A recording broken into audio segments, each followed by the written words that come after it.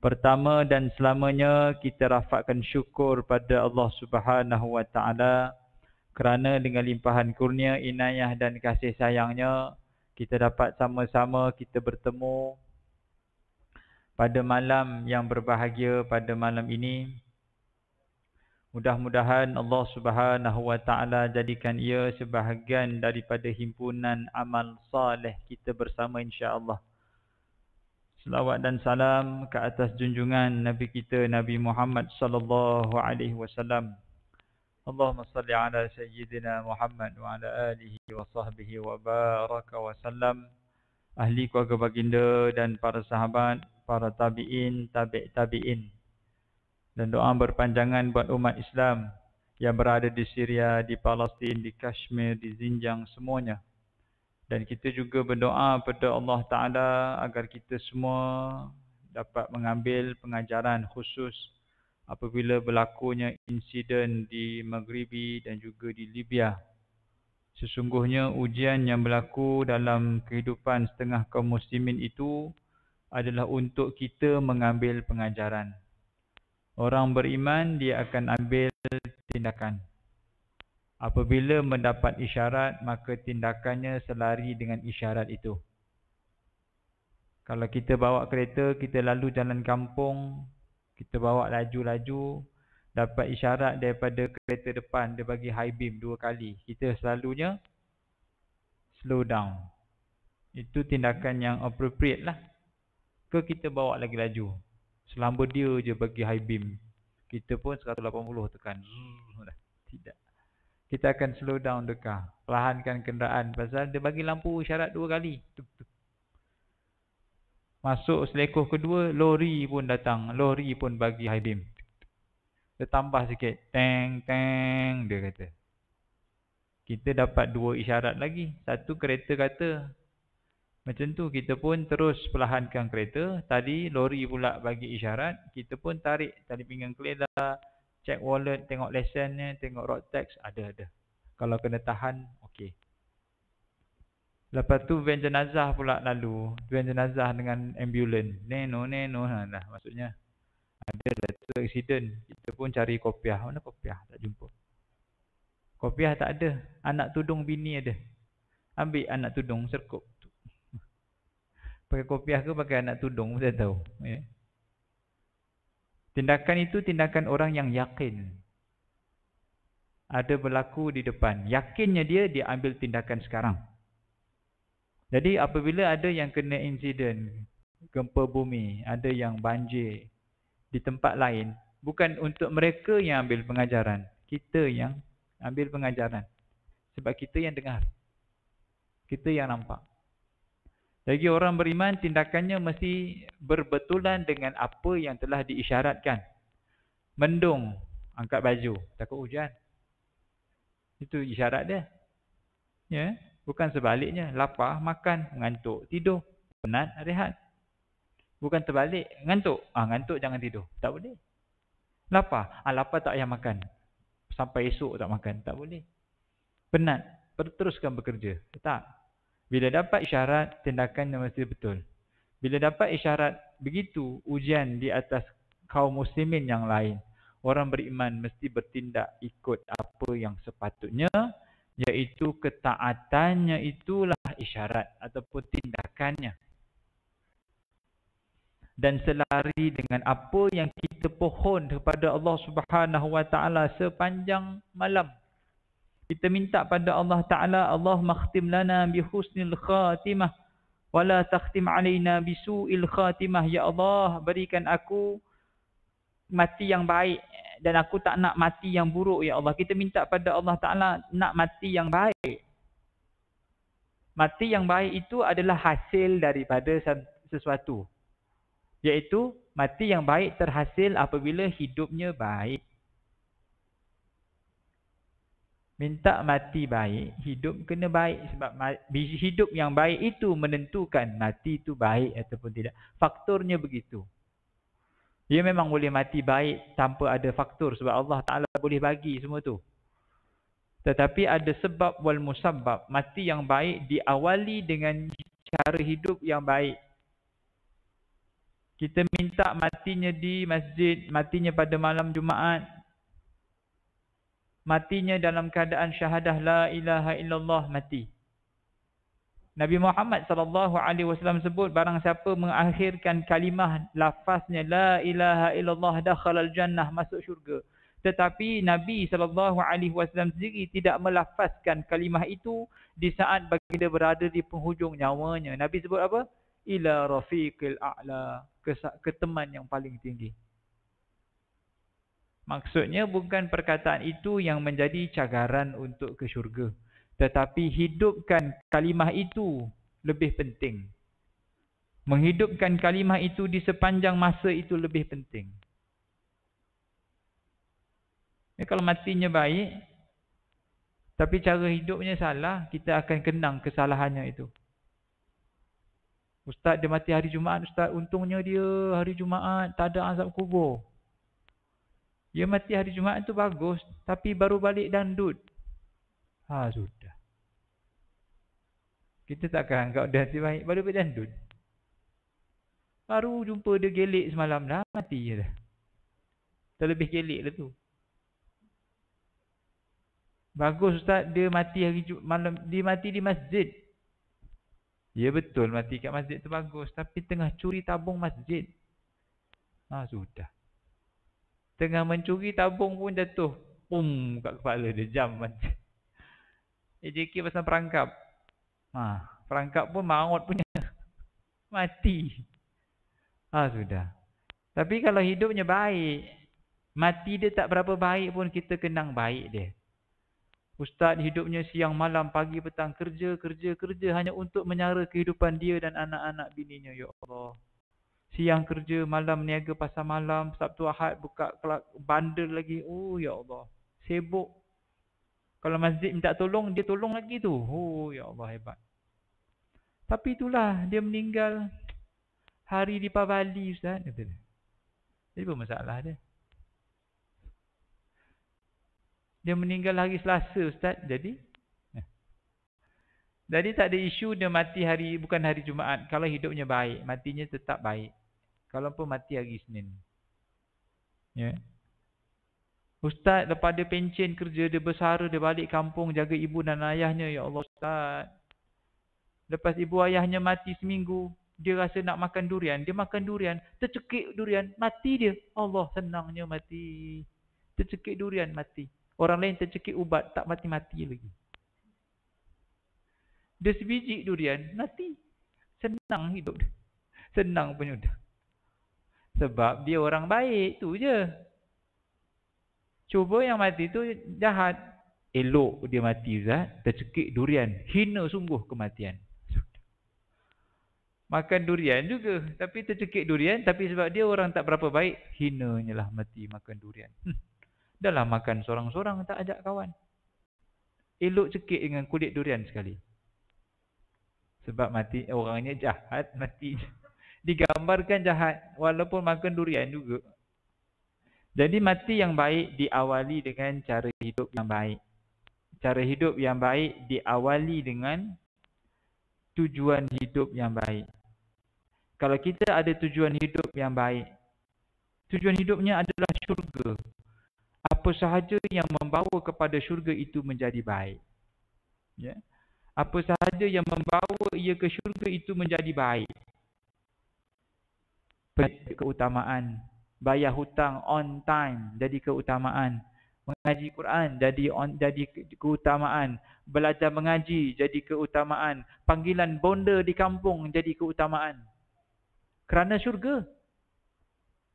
Man, kau balik kampung man, mak nak pergi hospital hari Rabu ni.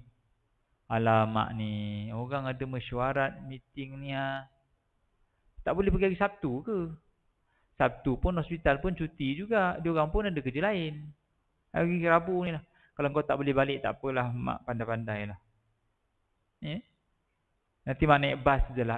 Tak payah. Tak payah dengan dia naik bas. Nanti saya balik, mak tunggu je. Meeting tu dia buat apa? Bos, minta maaf bos, saya tak boleh lah. Mak panggil balik kampung lah. Dia nak pergi hospital. Kalau bosnya pun matlamat syurgawi, tak apa. Balik. Mak panggil tu, pergilah. Mana boleh cancel mak punya appointment.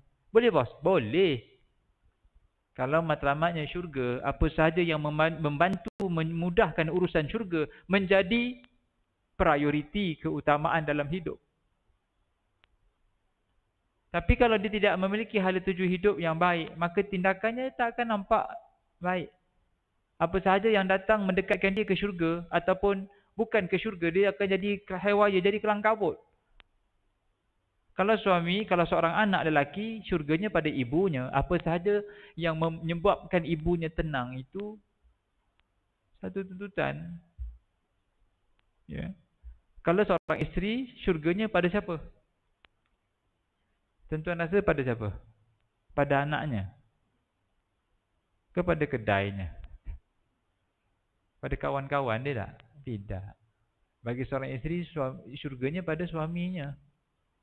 Memanglah kita sekarang ni tengah viral di Facebook, di Instagram kata, isteri tak wajib masak. Isteri tak perlu kemas rumah.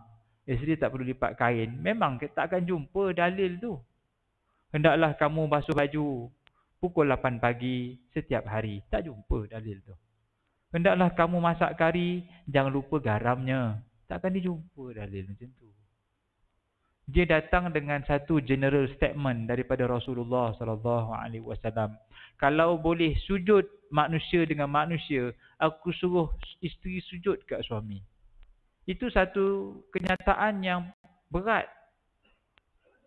Kalau kepada ibu, birrul walidain, redha Allah tahta redha walidain. Keredaan Allah bergantung pada redha mak ayah. Jadi anak, dia punya syurganya adalah pada redha ibu dan ayah. Bagi seorang isteri, kalau kena sujud pada suami, maka redhanya pada suami lah. Walaupun tak wajib masak, tapi bila suami minta tolong masak boleh. Dah jadi wajib dah tu. Dah jadi satu keperluan. Keperluan di situ, ya. Keperluan itu datang dengan ada permintaan daripada orang yang kita mohon redhanya. Tapi kalau dia menyungut, bersungut, malahlah, apalah, malahlah, apalah, maka dia tak ada hala tuju lah. Ya, hala tujunya syurga. Tapi bila jalan terbentang untuk ke syurga itu, dia tidak berjalan. Nampak? Syurga yang paling dekat bagi seorang anak lelaki adalah pada ibunya. Syurga paling dekat bagi seorang isteri adalah pada suaminya. Itu je. Apa saja yang memenuhi kepermintaan suami, maka itu dianggap sebagai syar'i. Selagi mana tidak bercanggahan secara syariat. Nah, kalau suami suruh buat maksiat dan tak bolehlah, la ta'ah fi ma'siyatin khaliq, tidak ada taat pada melakukan maksiat, tak ada taat. Tapi kalau suruh buat taat, tolong esok ada orang nak datang, tolong buatkan kopi. Jadi fardu lah. Jadi satu tuntutan. Nah, ya, sebab dia bersangkut paut. Hala tuju syurga. Syurga itu perlu dibayar dengan taat. Jadi hala tuju hidup yang baik ini ditentukan oleh apa pula? Hala tuju hidup yang baik ditentukan oleh kawannya siapa? Kawan-kawannya baik, maka baiklah hala tuju hidupnya. Hala tuju hidupnya baik, maka baiklah cara hidupnya. Cara hidupnya baik, maka baiklah cara matinya. Cara matinya baik, maka baiklah dibangkitkan di alam barzakh. Baik dibangkitkan di alam barzakh, maka mulialah di padang mahsyar. Bila bangkit di padang mahsyar dengan kemuliaan, berat timbangan amal solehnya. Berat timbangan amal solehnya, maka syurgalah dia. Kerana hala tujunya betul. Tindakannya betul. Sebab sekarang ni dia dah jadi pening dah. Kalau ada 10 pasang nak minta berkahwin, 8 pasangan mohon cerai. Kenapa? Dia tak faham hala tuju dia tu. Saya nak bahagia ustaz, jadi bahagia saya bercerai. Saya tanya, tolong beritahu saya maksud bahagia yang sebenar. Saya ni bahagia ustaz bila suami tu duitnya banyak. Barulah saya bahagia. Kita pun tanya isteri yang ada suami duit banyak, akak bahagia? Tak bahagia. Bahagia saya bila suami banyak masa.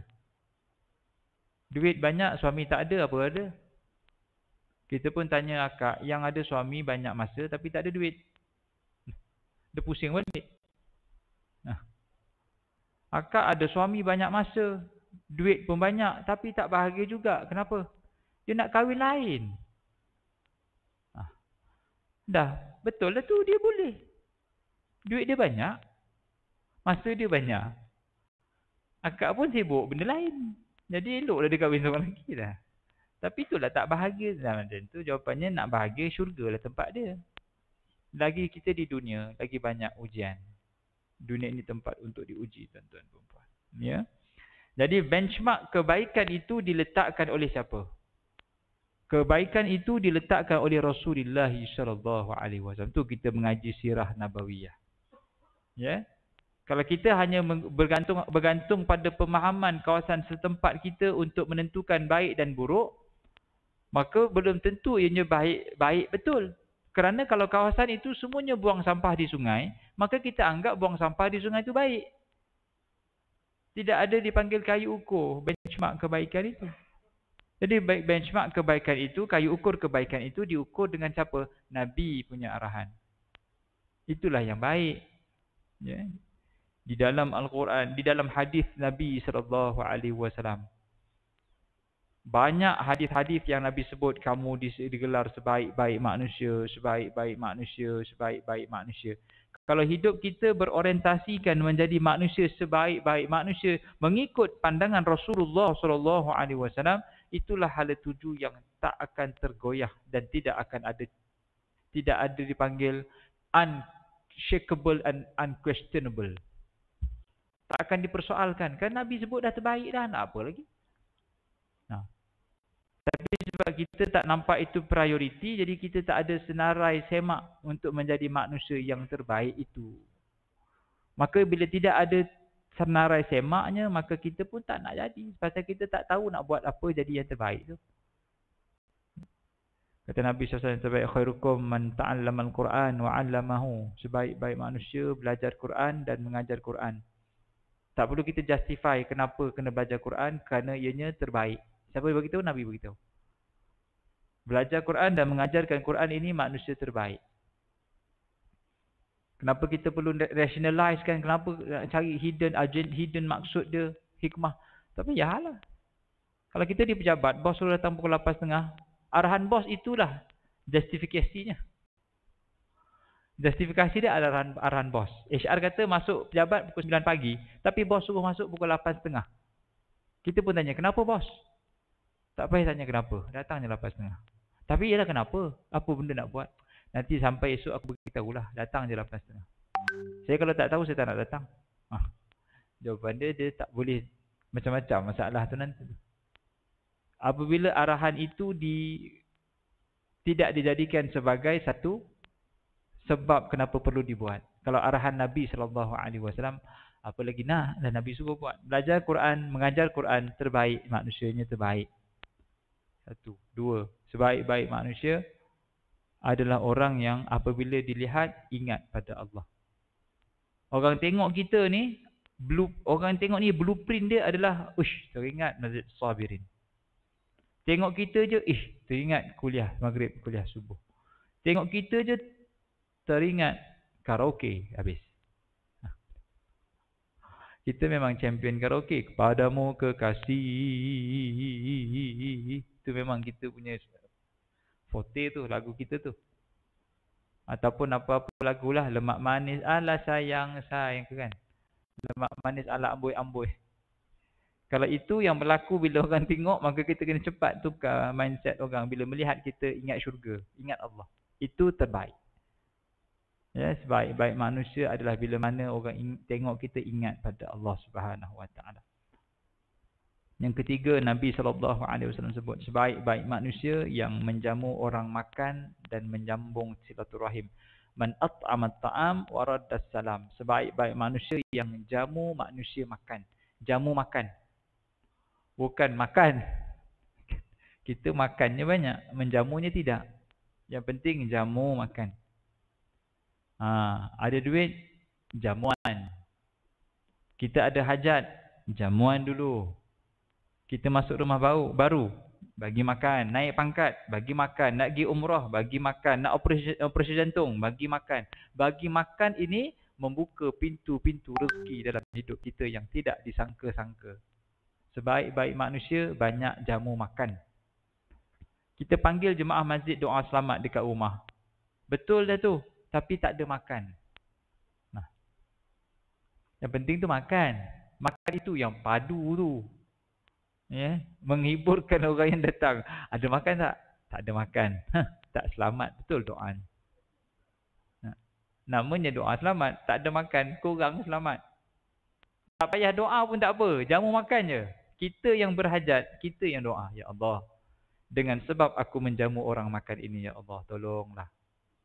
Ya, kita ada kantung pahala ni, kantung rezeki.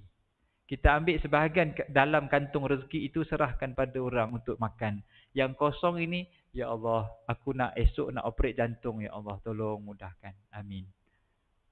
Itu padu tu. Ya. Betul, orang nak operation, hari ni kita suruh dia jamu makan. Bila orang jamu makan, itulah dipanggil tawassul, bertawassul dengan kebaikan. Baiknya jamu orang, sebaik-baik manusia jamu orang makan. Dengan amalan sebaik-baik manusia itu, minta pada Allah, ya Allah, aku jamu orang makan, tolonglah ya Allah. Ya. Jamu orang makan, apa lagi? Lepas isyak ni siapa nak jamu saya? Gura. Tak adalah, benda tu jadi rutin lah. Ya, rutin. Ya. Sebaik-baik manusia. Ni kita nak, ni bersempena nak masuk Maulid Nabi. Ni kita ada semangat sikit nak jadi manusia yang baik ikut perspektif Rasulullah sallallahu alaihi wasallam. Sebaik-baik manusia adalah manusia yang didambakan kebaikannya. Man yurja khairahu wa yu'min syarrahu. Orang yang mengharapkan kebaikan dan orang yang lain berasa aman daripada kejahatannya. Kita ada orang tak rasa risau dengan kejahatan kita. Bila kita tak ada, orang rindu, halah ustaz baik, dia ni lah orang yang paling baik dekat kawasan taman kita Lembah Keramat ni. Baik orang dia. Kalau dia ada semua masalah masjid siap. Bocor ke, dia tampalkan. Sumbat jamban, dia betulkan. Dia dah tak ada ustaz, dah pindah dah. Susah nak cari orang macam tu. Tak berkira. Pukul 3 pagi pun dia datang masjid kalau ada diperlukan. 3 pagi. Saya pernah ada orang ketuk pintu rumah saya. Tung. 3 pagi. Ya Allah, kenapa Haji? Kenapa Haji? Anak saya kena rasuk ustaz. Jadi, dia tak sedar diri. Dia tak kenal saya bapak dia. Kalau Haji pun dia tak kenal bapak saya, lagilah dia tak kenal. 3 pagi Haji oi. Suruh dia tidur je lah. Dia tak tidur ustaz. Dia tengok saya tengok dia dah tu. Tengok je lah. Anak Haji tu. Takut saya. Kalau Haji takut, saya lagi takut. Saya bukan Ghostbusters, saya imam. Tapi itu. Imam ni memang dia khidmat dia 24 jam 7 hari seminggu. Kena rasuk pun dia. Ada sekali tu bini lari ikut Bangladesh pun ada. Dah kenapa Haji bini balik lari ikut Bangladesh? Mungkin dia suka Shahrukh Khan kot, tengok cantik handsome. Haji tu mukanya pure Jawa asli. Yang kawan tu dia ikut muka Shahrukh Khan. Aduh hai Haji, tak tahulah dia set up bisnes dengan bisnes pun ikut sekali. Itu mujahadah lah. Yang mana ceritanya pukul 3 pun berkhidmat. Dia ada tak ada ustaz, susah masjid kita ni ustaz. Kalau itu terbaik. Maknanya kalau kita tak ada orang terkenang-kenang baik, maka itu isyaratnya baik. Siapa bagi tahu? Nabi SAW bagi tahu. Tapi kalau kita tak ada orang seronok, alhamdulillah, syukur pada Allah ustaz, dah tak ada dah. Kalau dia ada, bukan saya masalah, banyak masalah, banyak sangat idea dia. Buatnya tidak, idea. Haji, tolong. Saya bagi idea je pandai. Contohlah. Ya. Tapi perlu juga orang bagi idea. Supaya kita nampak cambahan minda sikit. 5, 6. Sebaik-baik manusia kata Nabi SAW. Khairukum li ahli. Wa ana khairukum li ahli. Sebaik-baik manusia adalah manusia yang paling baik dengan ahli keluarganya. Dan akulah orang yang paling baik dengan ahli keluargaku. Kalau kita nak jadi orang yang terbaik menurut perspektif Rasulullah SAW, jadi kita ada pasangan, pastikan pasangan itu adalah tempat kita persembahkan yang terbaik di kita. Berhiasnya, Wangi-wangiannya, segaknya. No kompromi. Segak, bersih. Smart, bau wangi. Ya, itu semua adalah keterampilan yang perlu kita tunjukkan. Ya, betul.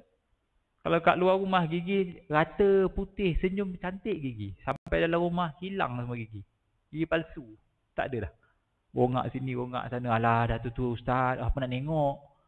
Kan tu suami tu tengok ajah tu. Yelah, dia tak payah tahu gigi saya. Dia tak ada gigi dah. Habis kat luar gigi penuh pula. Itu nak mengaji.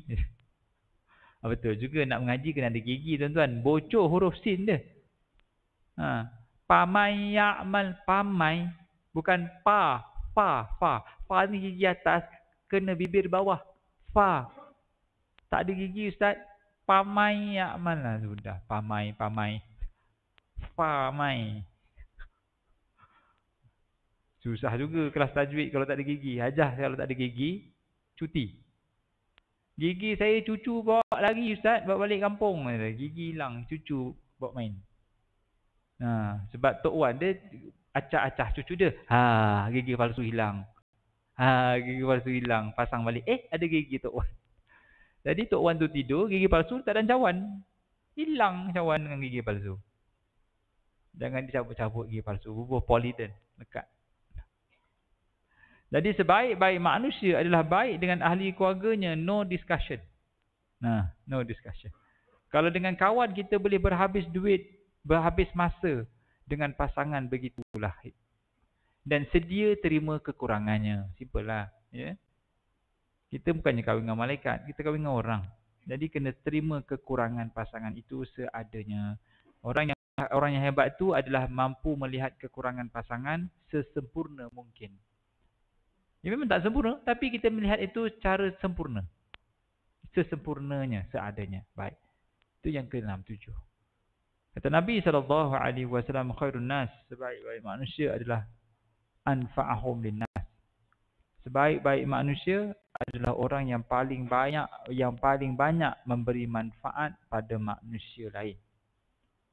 Kalau kita nak jadi manusia yang terbaik menurut perspektif Rasulullah SAW, setiap hari kita kena fikir apa manfaat pada manusia kita nak bagi.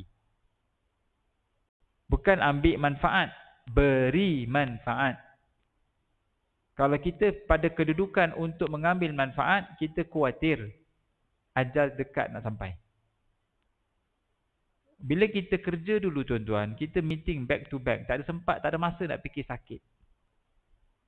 Apabila kita pencen, manfaat sudah pun terhenti. Manfaat kita pada manusia lain terhenti kerana kita dah kita bersara, berhenti kerja. Maka kat situlah sakit lutut lah, sakit belakang lah, pening-pening. Dia akan datang by stage, sikit-sikit. Secara tak perasannya adalah kerana manfaat manusia telah pun terputus dari kita. Apabila manfaat manusia terputus, maka Allah putuskan rezeki. Antara rezekinya adalah sihat. Bila kita sentiasa mengalirkan manfaat pada orang, antara rezeki yang Allah akan bagi adalah sihat. Kita jangan kata kita deserve sihat berpanjang, tak. Saya ni ustaz, tak makan apa pun, sihat je, alhamdulillah. Amboi. Ya betul lah, mungkin Haji pernah berkhidmat pada orang lain, Haji tolong orang, Haji tolong masjid. Memang tak demam pun. Demam pun kuat pasal nak kena siapkan masjid. Itu je. Ada orang tak, buka pintu je berhacum, terus bersin. Demam terus. Sebab mungkin pada kedudukan dia tidak memberi manfaat semaksimum mungkin pada orang lain.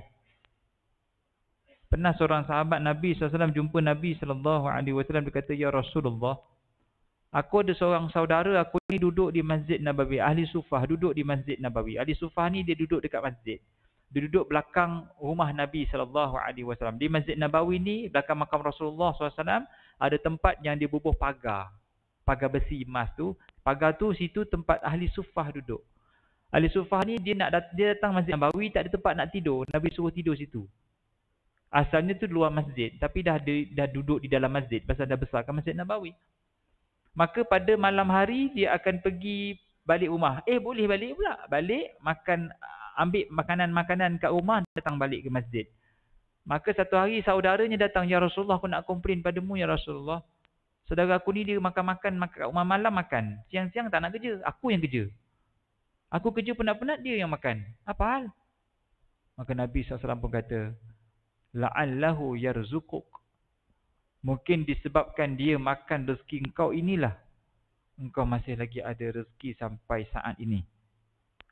Nabi kaitkan rezeki kita di tangan orang, rezeki kita dimanfaatkan oleh orang lain, maka itu syarat untuk kita dapat banyak rezeki lagi. Ya. Yalah kita ni kalau kaya macam mana pun, makannya berapa pinggan sangat boleh makan. Saya jutawan Ustaz, jadi saya kena makan 7 pinggan. Yelah. Roti canai pun tak boleh makan. Saya tak apalah, 3 keping roti canai insya-Allah. Dia tu satu je Ji. Tak ada makan tak ada, gigi tak ada. Ustaz lah makan. Saya insya-Allah nasi berani boleh 3 pinggan lagi lah. Tak makan Ji, tak Ustaz. Tak ada. Tapi Ustaz nak makan, saya sponsor. Nah. Tapi nikmat tu hilang lah. Tapi itulah maknanya bukanlah kita yang ambil manfaat, kita memberi manfaat. Oh saya kaya Ustaz, jadi saya kena tidur 7 katil, bentang 7 katil, berguling sini guling sana, guling sini guling. Ni kenapa ni Haji? Saya kaya Ustaz, 7 katil saya baring. Itu bukan kaya, itu gila lah. Ni apa ni? Saya 7 kereta saya ada, saya kena bawa satu-satu. Bawa kereta satu, Mercedes patah balik. Bawa BMW patah balik. Dah kenapa ni? 7 kereta semua kena jalan serentak. Kaya Ustaz? Tak. Itu gila. Kaya itu adalah bila dia ada rasa cukup, lalu dia manfaatkan kekayaan itu pada kesenangan orang lain. Nah. Kaya itu bila mampu mengkayakan. Bahagia itu bila mampu membahagiakan. Cinta itu bila mampu memberi khidmat. Memberi khidmat. Itulah nikmat dia. Sebaik-baik manusia adalah orang yang banyak memberi manfaat pada manusia lain. Orang lain berasa manfaat bila kita bersama dengannya. Sebab tu tuan-tuan, setiap hari kita hidup, kita kena tanya diri kita, apa manfaat kita nak bagi pada orang. Apa dah Ustaz, saya pun dah tak tahu dah, pencen dah apa-apa. Maksudnya something yang kita boleh usahakan. Selain kita makan ubat untuk sihat, kita fikir apa yang kita nak bagi pada manusia lain. Kita bagi apa khidmat pada manusia lain, itu adalah bayaran sewa kepada dunia yang kita tumpang saat ni. Itu. Saya tak nampak, saya tak ingat apa kod tu. Ada saya baca satu buku tu. Dia kata kita memberi khidmat pada manusia lain, itu adalah bayaran sewa untuk menumpang di bawah langit Tuhan sekejap. Bayaran sewanya adalah dengan memberi khidmat. Sebab ni kita duduk di bawah bumbung Allah Ta'ala ni, percuma. Jadi apa bayaran sewanya? Khidmat pada orang. Kalau kita tidak memberi khidmat pada orang, kita tak layak untuk duduk di bawah bumi. Saya baca tu terus bernusuk kalbu. Ya tak ya juga. Kita memberi khidmat pada manusia, itulah manifestasi daripada bayaran sewa yang kita persembahkan sebab kita duduk, kita existence of human being. Kita exist ni, kita hidup ni sebab kita perlu khidmat pada manusia lain. Kita mati apabila kita dah tidak diperlukan oleh orang lain. Muslimin, muslimat, tuan-tuan perempuan yang dirahmati Allah Ta'ala, maka ayuh bersempena dengan Maulidur Rasul sallallahu alaihi wasallam yang berbaki beberapa hari saja lagi ni, untuk sama-sama kita manfaatkan peluang ini untuk jadi manusia yang terbaik. Mudah-mudahan tahun ini adalah tahun yang terbaik dalam kita menyambut Maulidur Rasul sallallahu alaihi wasallam. Baginda adalah manusia yang terhebat yang pernah berjalan di atas muka bumi ini. Orang beriman, dia mesti ada tindakan. Tindakan itu mesti selari dengan apa yang Nabi bagi tahu, bukan syok sendiri, bukan. Nabi bagi tahu dan itulah dia punya parameter dia, measurement dia situ. Jangan kita ambil salah ukuran, jangan salah measurement. Bila salah ukuran dan salah measurement, kita takut tak sampai syurga. Nabi dah bagi benchmark dah, kita guna tu je. Extra tapi dalam ruang yang sama, dalam range yang sama, insya-Allah. Tuan-tuan perempuan, mudah-mudahan apa yang disampaikan dapat sama-sama kita ambil semangat dan iktibar. Mudah-mudahan Khamis ni kita sambut Maulid Nabi penuh dengan rasa kesyukuran pada Allah Subhanahu Wa Taala, jadi manusia yang taat yang lebih pada Allah Subhanahu Wa Taala. Aku lumada tasma'un, aku qawli hadza wa astaghfirullahal azim li wa lakum. Assalamualaikum warahmatullahi wabarakatuh.